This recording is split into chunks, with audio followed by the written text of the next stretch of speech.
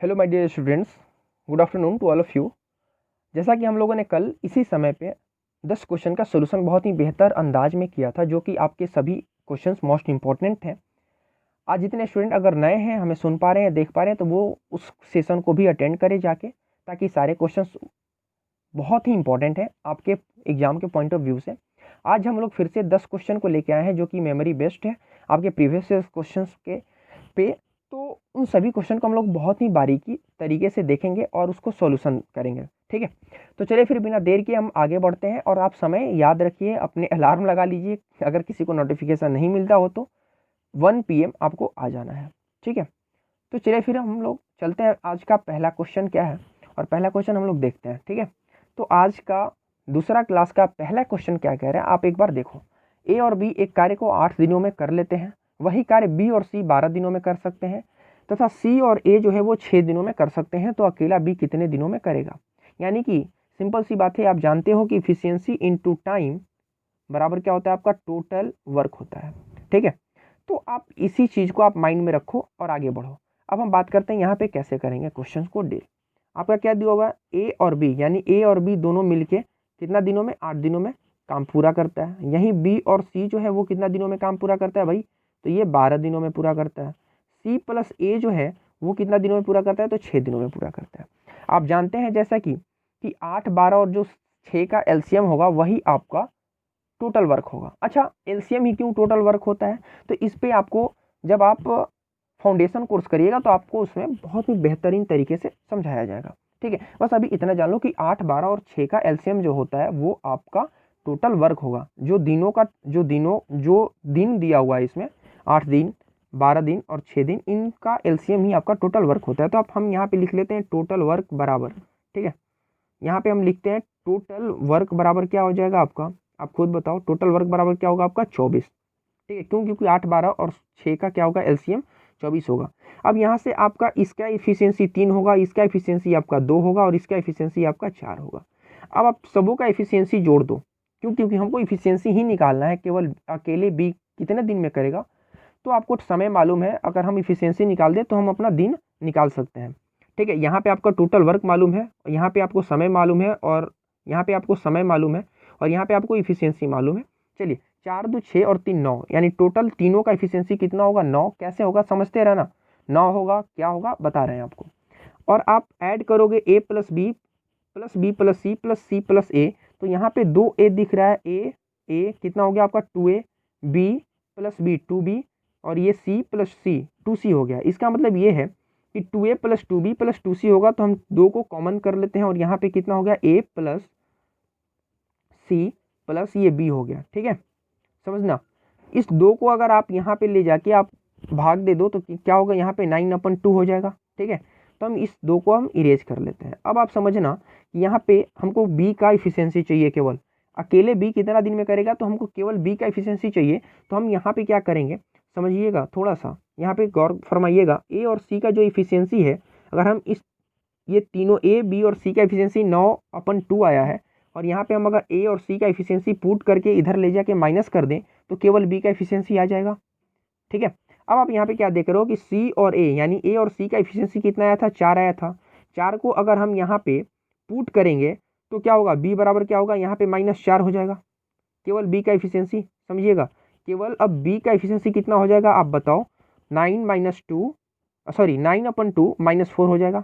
अब आप इसको आप सॉल्व करोगे तो क्या होगा, बी का एफिशिएंसी, सॉरी यहाँ पे बी का एफिशिएंसी कितना होगा, यहाँ पे 4 दूनी 8, 9 - 8/2, यानी कि 1/2 हो जाएगा, ठीक है। यानी कि बी जो है वो एक दिन में आधा काम करेगा, तो 24 काम वो कितना दिन में करेगा, 24 काम कितना दिन में करेगा, तो वो आपका 48 दिन में करेगा। कैसे, समझ में आ गया आपको, कैसे क्लियर हुआ, समझ में आया? तो चलिए फिर, तो इसी तरीके से हम लोग क्वेश्चंस को देखते हुए आगे बढ़ेंगे बहुत ही बेहतरीन और शानदार तरीके से। चलिए फिर हम लोग चलते हैं क्वेश्चन नंबर 2 की तरफ मूव करते हैं। देखिएगा, ये रहा आपका क्वेश्चन नंबर 2। क्वेश्चन नंबर 2 भी सेम वही है, उसी कॉन्सेप्ट में है कि आपको दिया गया है कि ए और यहाँ पे बी कितना है आपका 2:5 है, समझना। बी रेशियो 6, सी जो है वो क्या है आपका 7:8 है, और यहाँ पे आपका C/D जो है वो कितना दिया हुआ है आपका 5:7 दिया हुआ है। अब आपको क्या करना है, ए बी और सी, यानी ए और डी का आपका ये रेशियो पूछा है, तो हमको बी और सी से कोई मतलब नहीं है, हम सिर्फ ए और डी निकाल रहे हैं। आप जानते हैं, अगर नहीं जानते हैं तो आज जान लीजिए कि जो ये तीनों डिजिट होता है और इन तीनों डिजिट का अगर जो मल्टीप्लाई होता है ना, देखिए कैसे सजाते हैं इसको, ए बी सी और ये आपका डी हुआ, समझिएगा, ए बी सी और ये आपका डी हुआ। आपको कुछ नहीं करना है, ए का वैल्यू निकालना है तो आप कैसे निकालोगे समझना, और आपको डी का सिर्फ वैल्यू निकालना है तो कैसे, ए और डी से ही हमको काम निकालना है, बस हम इसी पे फोकस करते हैं। क्या करेंगे, 7 दूनी 14 और 14 5 70, यहाँ पे क्या हो जाएगा आपका 70, यानी ए का क्या आ गया वैल्यू 70, और डी का वैल्यू क्या होगा 8 5 40 और 7 88, यानी 28 280, ठीक है।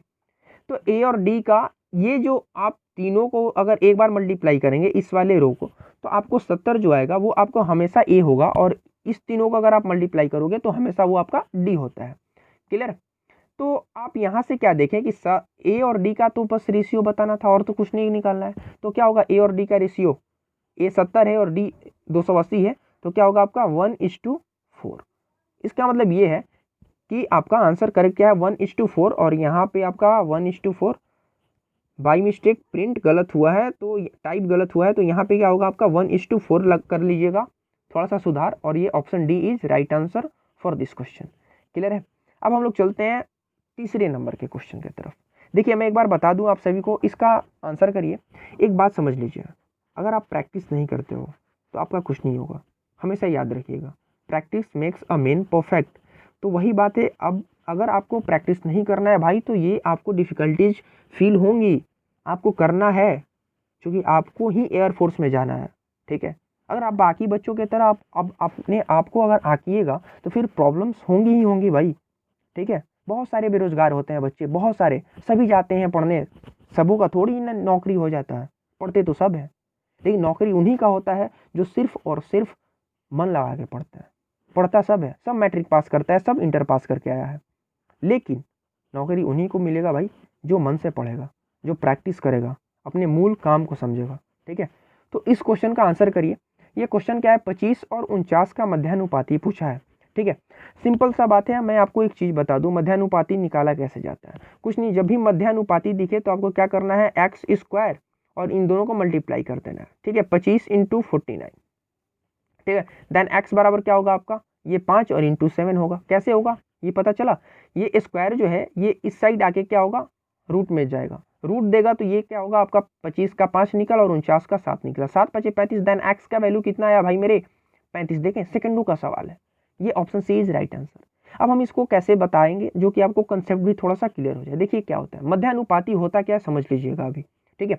मध्यानुपाती का मतलब होता है कि 25 रेशियो एक्स, प्रोपोर्शन का साइन दो, फिर एक्स, मध्यानुपाती ये मध्य का पद, मध्य का अनुपात, यही समझना यहीं पे, और फिर यहाँ पे क्या हुआ, यहाँ पे 49, ठीक है। और इसे बोलते हैं अनुपात का साइन, और इसे बोलते हैं हम लोग समानुपात का साइन, ठीक है। तो अब आपको क्या करना है, अब इस चीज को अगर आप तोड़ के लिखोगे तो क्या लिखोगे, 25/x equal to x/49। Cross multiplication करोगे तो क्या होगा आपका x² बराबर 25 × 49, ठीक है। तो यही चीज है जो कि पहले आया था। देन x का वैल्यू क्या आएगा आपका c, यानी option C is right answer for this question. अब हम लोग चलते हैं क्वेश्चन नंबर 4 की तरफ। मैं बोल रहा हूँ बार बार कि सारे के सारे क्वेश्चन मोस्ट इंपॉर्टेंट है, आप सभी स्टूडेंट अंत तक बने और हर एक क्वेश्चन को सॉल्यूशन दें। देखिए 10 मिनट 20 मिनट 25 मिनट जो है वो आप अपने अपने दिनचर्या के समय में, ठीक है, दिनचर्या के जो समय होता है ना 24 घंटा, तो उसमें कुछ आपका दिनचर्या होता है, आप एक गोल एक टारगेट सेट करते हो कि मुझे इतना घंटा पढ़ना है। अगर उसमें से अगर आप 20 मिनट निकाल दो तो आपके लिए बहुत है आपके लिए, ठीक है। अगर आप 20 मिनट प्रैक्टिस कर लो, सभी क्वेश्चंस के देख लो, एक बार आप प्रैक्टिस कर लो, अपने आप को इम्प्रूव करो, बूस्ट करो भाई, वरना फिर वही है, एयरफोर्स के बाद एसएससी अगर नहीं हुआ तो फिर बीपीएससी नहीं हुआ तो यूपीएससी, और अगर यूपीएससी नहीं हुआ तो फिर अपने घर आ जाओगे वापस, ठीक है। 40 साल 35 साल हो जाएगा, फिर आप आओगे वापस, और जीवन में आपका वही जहाँ से आपने अपना शुरुआत किया था वहीं आपका अंत हो जाएगा आके। तो इस चीज़ से बचना है तो अभी कम उम्र है, 17 और 18 साल के जो बच्चे हैं, 19 साल तक के सभी स्टूडेंट फटाफट जॉब ले लें, एयरफोर्स, वाई में, एक्स में, जहाँ भी हो जॉब ले लो भाई, ठीक है। चलिए फिर अब इस क्वेश्चन को आप सभी देखो कि ए तथा बी की वर्तमान आयु का अनुपात क्या है, 4:5 है। 6 साल बाद उनकी आयु क्रमशः 6:7 होगा। तो उनकी आयु में कितना अंतर है, बस अंतर पूछा है। मैंने आपको एक कंसेप्ट कल दिया था, ठीक है, तो उस कॉन्सेप्ट पे यहाँ भी अप्लाई करना है। क्या करना है, देखो एक व्यक्ति ए है और एक व्यक्ति बी है, ठीक है, इनकी वर्तमान आयु आपको 4:5 दिया है, समझना। 6 साल बाद कितना हो जाता है, 6:7 हो जाता है। इसका मतलब ये है, ये कितना बढ़ा है, 2 बढ़ा है, और यहाँ पे कितना बढ़ा है, 2 बढ़ा है, यानी कि सेम बढ़ा।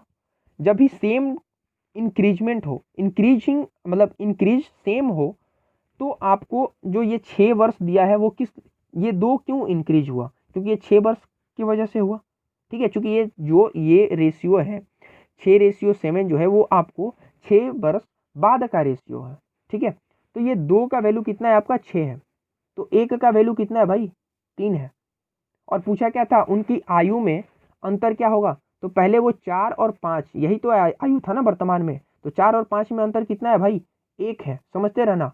और 1 का वैल्यू कितना आया था, 3, यानी कि option 3 is right answer for this question. Clear है, बहुत ही सरल सवाल था। अगर आप इसको कॉन्सेप्ट के थ्रू समझना चाहें तो मैं आपको बता दे रहा हूँ, ठीक है, समझिएगा एक बार, ठीक है। देखो क्या कह रहा था, ये अगर 4x है तो ये क्या होगा आपका 5x होगा, ठीक है। अगर ए का उम्र 4x है तो ये 5x होगा। 6 साल बाद तो 6 साल इसमें भी ऐड करो और 6 साल इसमें भी ऐड करो, तो इसका क्या हो जाता है 6/7। अब आप क्या देखोगे, क्रॉस मल्टीप्लाई करोगे तो यहाँ पे क्या हो, 28x, समझते रहना, 28x प्लस 42 अपन ये हुआ आपका 30x और प्लस 36, ठीक है। अब ये इधर जाके माइनस होगा तो यहाँ पे क्या होगा आपका 2x बराबर यहाँ पे हो जाएगा 6, यहाँ पे आप भाग दो तो यहाँ पे क्या होगा भाई, x का वैल्यू 3 आएगा। आप पुट कर दो तो ये होगा 12 साल, ए जो होगा वो 12 साल का होगा और बी जो होगा वो आपका 15 साल का होगा, और इन दोनों में अंतर ही पूछा था, तो क्या आया आपका 3 आया। तो वही चीज़ है, मैं आपको हर एक तरीके से समझाने का कोशिश कर रहा हूँ। आई होप आप समझ भी पा रहे होंगे। बस एक ही चीज़ हमेशा अपने माइंड में रखना कि अगर आपने आपको अपने लक्ष्य की तरफ लेके जाना है, अपने लक्ष्य को पाना है, तो हर चीज़ हर एक पहलू पे आपको काम करना होगा, ठीक है। चलिए फिर हम आगे बढ़ते हैं क्वेश्चन नंबर 5 की तरफ। वही क्वेश्चन है, कल वाले क्लास में भी इस क्वेश्चन को मैंने डिस्कस कराया था, इसी टाइप के क्वेश्चंस को, कि ए जो है वो 6 अंगूर 20 रुपये में खरीदा और 9 अंगूर 35 रुपये में बेच दिया। ए को 25 का नेट लाभ कमाने के लिए कितने अंगूर बेचने चाहिए। ए को 25 रुपये का नेट लाभ, ये 25 रुपये हो, ठीक है, यहाँ पे 25 रुपये होगा, नेट लाभ कमाने के लिए कितने अंगूर बेचने चाहिए। सिंपल है, 6, देखो भाई 20 रुपया में 6 अंगूर खरीदा और 9 रुपया में, हम कल बोले थे ना कि रुपया को एक जगह आपको लिखना है और जो भी वस्तु हो उसको एक साइड लिखना है, ठीक है। तो ये वस्तु है, ये रुपया है, तो 20 रुपये में 6 अंगूर खरीदता है और 9 रुपये में 9 अंगूर, ये क्या है 9 रुपया नहीं है, यहाँ पे आप ध्यान दीजिएगा, ये आपका 9 रुपया नहीं है, 20 रुपये में 6 अंगूर खरीदता है और 35 रुपया में वो क्या करता है, 9 अंगूर क्या करता है, वो बेच देता है, समझना, ठीक है। और हमको 25 रुपये का क्या कमाना है, प्रॉफिट कमाना है। आपको कुछ नहीं करना, आपको पहले अंगूर को बराबर करना होगा, तो यहाँ पे आप 3 से मल्टीप्लाई कर दो और यहाँ पे आप 2 से मल्टीप्लाई कर दो। जब इस साइड 3 से मल्टीप्लाई होगा तो भाई मेरे इस साइड भी 3 से मल्टीप्लाई होगा और इस साइड भी आपको 2 से मल्टीप्लाई होगा, ठीक है। इसका मतलब ये है कि 60 रुपया में 30 20 दिया 60 और 36 18, यानी कि 60 रुपया में वो 18 अंगूर खरीदा था और 70 रुपया में, इसका मतलब क्या हुआ समझना, यहाँ पे आप थोड़ा समझिएगा, ठीक है, कि भाई मेरे 70 रुपये में वो 18 अंगूर को क्या किया, बेच दिया, तो लाभ कितना कमाया। अगर आप सोचो, इसका मतलब ये हुआ कि अगर वो 18 अंगूर खरीद बिक्री करता तो उसको 10 रुपया का प्रॉफिट होता ना। तो 10 रुपया का प्रॉफिट कब होता है, जब वो 18 अंगूर खरीद के क्या करता, वो बेचता, सिंपल। लेकिन हमको क्या करना है, 25 रुपया का प्रॉफिट कमाना है, तो आप क्या करोगे, इसमें 10 में आप 2.5 से क्या करोगे, मल्टीप्लाई कर दो, ठीक है। तो 25, ये क्या है 2.5, यानी 2.5 इंटू 10 क्या होगा आपका 25 हो जाएगा। जब इधर भी 2.5 से मल्टीप्लाई हुआ तो भाई मेरे इधर भी तो 2.5 से आप मल्टीप्लाई करोगे, तो 18 दूनी 36 और 9 45, यानी कि 25 रुपया का लाभ कमाने के लिए वो 45 अंगूर खरीदता और बेचता, यानी कि option C is right answer for this question. कितना ही सिंपल और सरल सवाल था, बस आपको समझाने में जो वक्त लगता है, ठीक है। तो आपको बिल्कुल डरना नहीं है, बस करना है, ठीक है, डरना नहीं है, करना है, हमेशा याद रखना। ठीक है, आप सभी एक मिडिल क्लास फैमिली से बिलोंग करते हैं, तो आपकी एक रिस्पॉन्सिबिलिटी बनती है। जैसे ही आप 12th पास करते हो तो हर एक परिवार में एक जो बेटा होता है, ठीक है, उनके ऊपर एक दायित्व आता है, उनके कंधों पे एक दायित्व आता है, और उसका निर्वहन करना सबों की बस की बात नहीं होती है। तो आप सभी उस चीज़ को समझिए, आपके पिताजी कितना मेहनत करते हैं, आपकी माताजी कितना मेहनत करती है, एक एक पैसा का कितना मोल है, उस चीज़ को आप समझिए। ठीक है, तो नौकरी बहुत ज़रूरी है भाई आजकल के दौर में जीने के लिए। ठीक है, बस अब हम लोग चलते हैं 6 नंबर क्वेश्चन के तरफ। ठीक है, क्वेश्चन नंबर 6 क्या है, आप देखो कि साधारण ब्याज की किसी दर से कोई धन 15 वर्ष में क्या होता है, 2 गुना हो जाता है। ठीक है, तो हम लेट समझने के लिए मान लेते हैं कि 1 रुपया धन था तो वो 2 गुना होगा। ठीक है, अगर 1 रुपया अपना क्या था, प्रिंसिपल था, और अमाउंट जो है वो कह रहा है कि 2 गुना हो जाएगा, तो अमाउंट यानी कि 2। ठीक है, तो इसका ब्याज कितना मिला, 1 रुपया मिला, ब्याज इस पे कितना मिला, 1 रुपया मिला, समझते रहना। ठीक, साधारण ब्याज की किस दर से कोई धन 15 वर्ष में 2 गुना हो जाएगा। ठीक है, तो सिंपल बात है कि आपको रेट निकालना है। ठीक, तो 1 रुपया अगर आपका प्रिंस ब्याज ब्याज बराबर आप जानते हो ना, एसआई बराबर क्या होता है, सिंपल इंटरेस्ट बराबर क्या होता है, मूलधन यानी कि P into R into T upon 100, यही होता है। तो यही चीज़ यहाँ पे दिया है। तो अगर 1 रुपया से ये 2 रुपया हो जाता है, 2 गुना हो जाता है, कितने साल में, 15 साल में। तो 1 रुपया से 2 रुपया अगर हो गया तो इस पर ब्याज कितना मिला, इसको 1 रुपया मिला, और 1 रुपया उसका मूलधन था, और 1 रुपया ब्याज मिला, तभी तो वो टोटल अमाउंट जो है वो 2 रुपया हो गया। समझ में आया कि नहीं। ठीक है, तो ये जो 1 रुपया ये आपका ब्याज है, तो हम यहाँ पे आपका एसआई के जगह पे 1 लिखते हैं, और सॉरी, और यहाँ पे बराबर का साइन देकर, और अब प्रिंसिपल कितना था अपना, 1 रुपया था, रेट कितना था निकालना है। ठीक है, और टाइम कितना था आपका, 15 था, और अपन 100। आप यहाँ पे देखो माइनस करोगे ना, सॉरी डिवाइड करोगे तो क्या होगा, यहाँ पे पस्तियाई 15, यानी कि यहाँ पे हुआ आपका 3, और यहाँ पे कितना हुआ आपका 20। ठीक है, तो आपका रेट निकालना है, तो रेट यानी आपका आर क्या होगा, यानी दर क्या होगा, 20/3। कैसे, ये 20 आके यहाँ पे मल्टीप्लाई हो जाता। तो आप क्या जानते हो, 36 18 2, यानी कि option C is right answer. ठीक है, आर क्या होगा आपका, option C is right answer. R क्या होगा आपका, 20/3%। माफी चाहूंगा, थोड़ा सा डिस्टर्ब हुए हैं आप सभी। ठीक है, तो इस तरीके से इस क्वेश्चन को करना है, और ये क्वेश्चन मोस्ट इंपॉर्टेंट है, लिख लो कॉपी पे। ठीक है, ये क्वेश्चन क्या है आपका, मोस्ट इंपॉर्टेंट है। कैसे करना होता है, जब भी 2 गुना का बात करें तो। वैसे आप हर रोज अगर आप सेशन से जुड़ेंगे तो आपको इस तरीके के क्वेश्चंस आपको देखने को मिलेंगे बेशक। ठीक है, अब हम लोग चलते हैं 7 नंबर को, क्वेश्चन नंबर 7 की तरफ। ठीक है, और आप देखिए इस क्वेश्चन को कि यदि कोई धन साधारण ब्याज के दर से 8 वर्ष में 2 गुना हो जाता है तो वह कितने वर्षों में 3 गुना होगा। बस थोड़ा सा इसमें लैंग्वेज चेंज है, बाकी सब कुछ वही है, सेम है, बस आपको थोड़ा सा समझना क्या है। क्या कह रहा है कि कोई धन, यानी कि धन क्या है, 1 है, 8 वर्ष में 2 गुना हो जाता है, तो उसका ब्याज कितना मिलेगा कि वो 2 गुना होगा, तो 1 मिलेगा, 1 रुपया मिलेगा। अगर 1 रुपया किसी भी चीज़ का मूलधन था, ठीक है, और उसका धन जो है यानी अमाउंट जो है, अमाउंट का मतलब जानते हैं ना, ब्याज प्लस जो मूलधन है। ठीक है, तो वो क्या होता है आपका अमाउंट, यानी मिश्रधन हो जाता है, तो वही बात कह रहा है। तो यहाँ पे आपका एक कितना साल में हो रहा है, 8 साल में, 8 साल में ये 1 रुपया बढ़ रहा है, समझिएगा, 2 गुना के लिए। तो ये पूछ कह रहा है कि वह कितने वर्षों में 3 गुना होगा, तो ये 1 रुपया कितने वर्ष में 3 गुना होगा, तो 3 गुना होने के लिए इसको ब्याज कितना मिलेगा, 2 रुपया मिलेगा। समझना, ब्याज कितना मिलेगा, 2 रुपया मिलेगा, और 1 रुपया ब्याज मिलने में इसको कितना मिल रहा था, कितना साल लग रहा था, 8 साल। तो 2 रुपया ब्याज मिलने में इसको कितना लगेगा साल, 16 साल, जो कि आपका आंसर होगा ऑप्शन सी। देख रहे हैं ना किस तरीके से हम क्वेश्चन को डील कर रहे हैं, इस चीज को अपने अंदर उतार लेना है। ठीक है, मैं फिर से एक बार रिपीट करना चाहता हूँ इस क्वेश्चन को कैसे करना है। देखो फिर से एक बार ध्यान देना, थोड़ा सा समझ में प्रॉब्लम होगा बट आप समझ जाओगे, एक बार फिर से देखो। ठीक है, कह रहा था कि 1 रुपया मान लो अगर धन था, उसका मूलधन था, तो 2 गुना कब होगा, 2 रुपया होगा तब होगा। ठीक है, 1 रुपया से 2 रुपया होगा, यानी कि 2 गुना हो गया।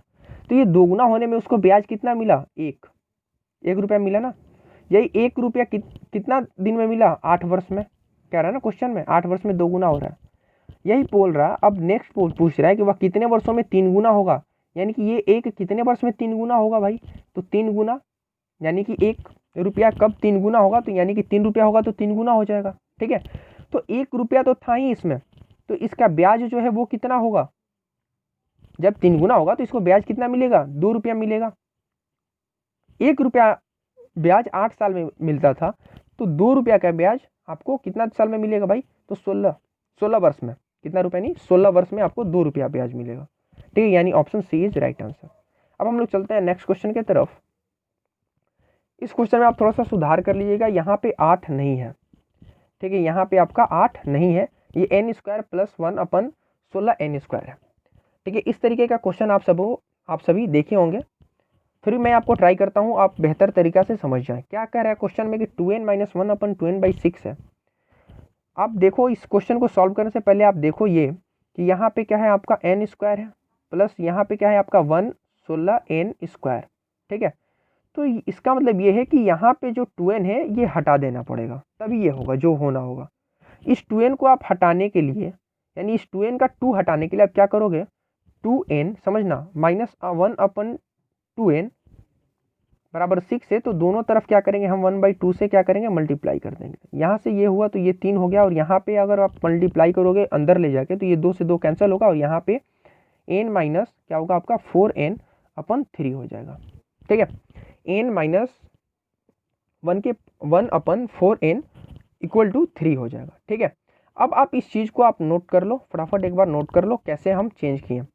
ठीक है, अब हम चलते हैं आगे। कितना आया था आपका, क्या आया था आपका, एक बार याद दिलाओ। हाँ चलिए, यहाँ पे 8 नहीं है, सबसे पहली बात आया था क्या आपका n 4n = ये क्या आया था आपका 3। दोनों तरफ अगर आप वर्ग करोगे तो क्या पाओगे, आप देखो अगर हम दोनों तरफ स्क्वायर कर दें, इस साइड भी अगर हम स्क्वायर करें और इस साइड भी अगर हम स्क्वायर करें तो क्या होगा बताओ, a² + b² यानी कि 16n²। ठीक है, होगा ना, a² + b² + 2ab होता है, लेकिन यहाँ पे तो माइनस है तो क्या होगा -2ab, तो यहाँ पे क्या होगा आपका माइनस का साइन होगा, 2an × 1/4n, तो n से n कट जाएगा तो यहाँ पे क्या होगा × 1/4। ठीक है, यही होगा ना, क्लियर है, यही होगा। ये 2 से 2 को आप काटोगे तो क्या होगा 1/2, यानी कि, और इस साइड क्या बचा, ये 9 बचेगा, उस साइड ले जाओगे आप तो बराबर में 9 बचेगा। इसका मतलब ये है कि n² प्लस समझना 16n² बराबर, ये -1/2 है तो उधर जाके क्या होगा 9 + 1/2 हो जाएगा। ठीक है, अब आप इसको सॉल्व करोगे तो क्या होगा आपका 9 दूनी 18 और 1 19, यानी कि 19/2, यानी option C is right answer for this question. ठीक है, तो किस तरीके से क्वेश्चन को सॉल्व करना है मैं आपको हर एक पहलू पे बात करते हुए लेके चल रहा हूँ। ठीक है, चलिए फिर अब हम लोग बात करते हैं क्वेश्चन नंबर 9 के बारे में। ठीक है, क्वेश्चन नंबर 9 क्या कह रहा है समझना, बहुत ही शानदार क्वेश्चन है, आई होप आप समझ पाओ। ठीक है, देखो आप क्या करना, कुछ मत करना, आप इस क्वेश्चन में यहाँ पे क्या दिख रहा है आपको a² और ये b² 2b और ये 4a और ये 5 है। तो यहाँ से आपको क्या दिखा भाई कि ये a² है, ये b² है, ये 2b है, ये 4a है। तो आप क्या करो, इसको पहले अरेंज करो, ये आपका a² हुआ, प्लस आप यहाँ पे 4a करो, और इस 5 को हम तोड़ेंगे। 5 को किस में तोड़ेंगे, 4 में तोड़ दिए। ठीक है, 4 में तोड़े और +1 में तोड़ दिए। ठीक है, अब यहाँ पे देखो प्लस ये हुआ आपका b² और ये हुआ आपका 2b और = 0। समझते रहना, यहाँ पे आप क्या देख रहे हो, इतना कुछ करने के बाद कि ये a² है, ये 4a है और यहाँ पे 4 है, इतना में आपको क्या दिख रहा है a + 2 का होल स्क्वायर। समझे, अगर आप तोड़ोगे ना a + 2 का होल स्क्वायर को तो यही देगा, और ये प्लस हुआ। यहाँ पे क्या दिख रहा है b 2b और 1, यानी कि यहाँ पे क्या दिख रहा है आपको b + 1 का होल स्क्वायर। ठीक है, बराबर 0। ठीक है, अब यहाँ से आपका क्या आया, ये a का वैल्यू क्या आएगा आपका -2 आएगा, और यहाँ पे आपका b का वैल्यू क्या आएगा आपका -1 आएगा। ठीक है, अब आप यहाँ पे क्या देख रहे हो कि a का वैल्यू अपना आ गया, इसका स्क्रीनशॉट ले लो या फिर फटाफट नोट डाउन कर लो, फिर हम आगे बढ़ते हैं। ठीक है, यहाँ पे सभी चीज़ों क्लियर हुआ। ओके, अब हम आगे बढ़ते हैं और आगे क्या देखेंगे कि a माइनस बी पूछा था, तो -2 और माइनस इंटू -1 यानी कि क्या होगा आपका -2, ठीक है, और ये +1 हो जाएगा। a minus B, a plus B क्या है -2 और -1, यानी कि यहाँ पे हो गया आपका -2 और यहाँ पे -1, समझना। तो आप सॉल्व करोगे इस चीज़ को तो क्या मिलेगा आपको भाई, इस चीज़ को अगर आप सॉल्व करोगे तो क्या मिलेगा कि -1 और -1 अपन -3, ठीक है, -1/-3, ये माइनस से माइनस को हम कैंसिल कर दें तो क्या बचा अपना 1/3, यानी option B is right answer. Clear है। तो बस इसी तरीके से आपको क्वेश्चन को तोड़ना है, मरोड़ना है और हर एक चीज़ को आजमा के आंसर ला देना है। ये बहुत बड़ा है ही नहीं जितना बड़ा आप समझ रहे हो। नॉन टेक का मैथ्स में कुछ नहीं रखा, बस आप जुड़े लगे रहो, मेहनत करते रहो, ठीक है, रेगुलर कंटिन्यू क्लास करो। अब ये नहीं कि अगर आप 2 मिनट 5 मिनट देखते हो और फिर अब चल लिए, नहीं समझ में आया तो ऐसे थोड़ी होता है ना, ऐसे नहीं होता भाई।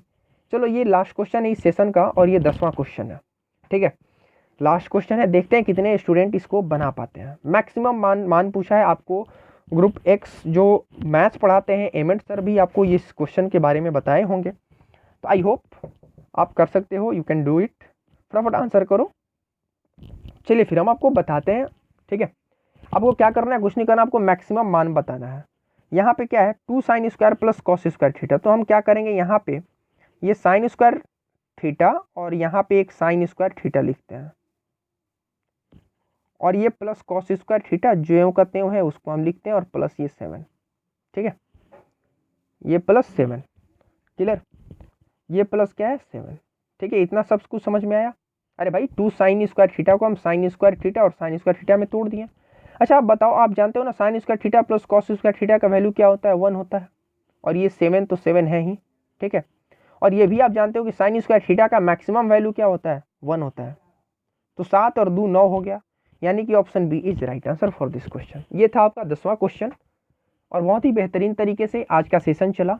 अगर आप सभी को पसंद है तो प्लीज़ एक बार जाते जाते कमेंट कर दें, जितने सारे स्टूडेंट हैं फटाफट एक बार कमेंट कर दें, ठीक है, कि ये सारे 10 के 10 क्वेश्चन कितने आपको समझ में आए, ठीक है, और कितने स्टूडेंट से बने। अगर आपको समझ में आया है तो फटाफट एक बार कमेंट कर दें।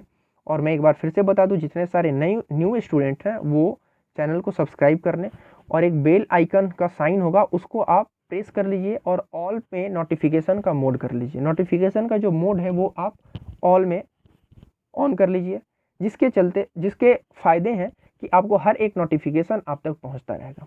क्लियर है। तो आई होप आप सब बहुत ही जानदार तरीके से 10 क्वेश्चन का आपने प्रैक्टिस किया। हम लोग फिर मंडे को मिलेंगे इसी टाइम में 1 PM बहुत ही बेहतर सेशन को लेके 10 क्वेश्चन जो कि आपके एग्ज़ाम को क्रैक कराने में बहुत ही हेल्पफुल होंगे, ठीक है। तो चलिए फिर अपना ख्याल रखिए। जय हिंद, जय भारत। मिलते हैं फिर मंडे को 1 बजे। तब तक के लिए आप प्रैक्टिस करते रहिए। PDF दोनों दिन का हम आपको टेलीग्राम पे डलवा देंगे। आप टेलीग्राम में ज्वाइन करने के लिए आप डिस्क्रिप्शन में जाके वहाँ से लिंक को कॉपी करें, अपने टेलीग्राम में पेस्ट करें, वहाँ पे अपना एक चैनल मिल जाएगा, वहाँ पे आप ज्वाइन हो जाइए। तो चलिए फिलहाल के लिए इतना ही, अपना ख्याल रखिए।